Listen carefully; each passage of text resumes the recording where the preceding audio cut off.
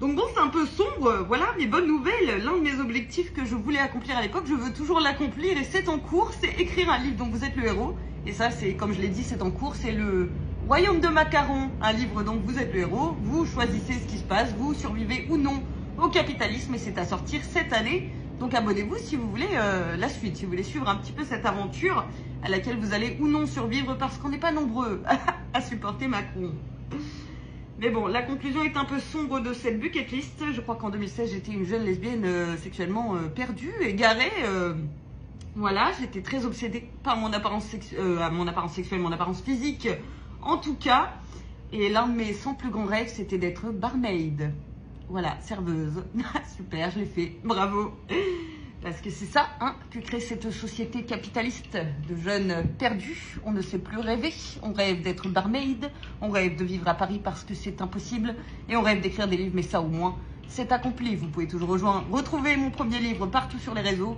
Et le second, bientôt, hein, sur mon blog, pourquoi pas, situationcritique.com. Vous savez quoi, j'allais couper là parce que j'étais horrifiée.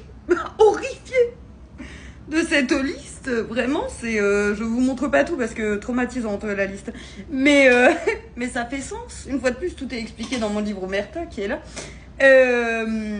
et parce que à l'époque j'étais j'étais en situation de mort, j'étais en danger, mes parents essayaient de me tuer toute la journée, j'étais bloquée en Normandie, je voyais pas de solution, pas d'argent, j'ai toujours pas d'argent, mais au moins maintenant j'ai la détermination, donc c'est déjà ça.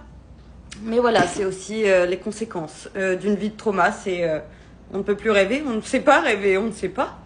Vous êtes bloqué dans un cloître de débilité, de bêtises absolues, qui est donc la campagne profonde, avec des gens psychopathes, des gens narcissiques, des gens abusifs. Forcément, vous voulez rêver de quoi? Vous voulez rêver de quoi et comment? Le monde est petit, vraiment, à la campagne, je l'ai déjà dit.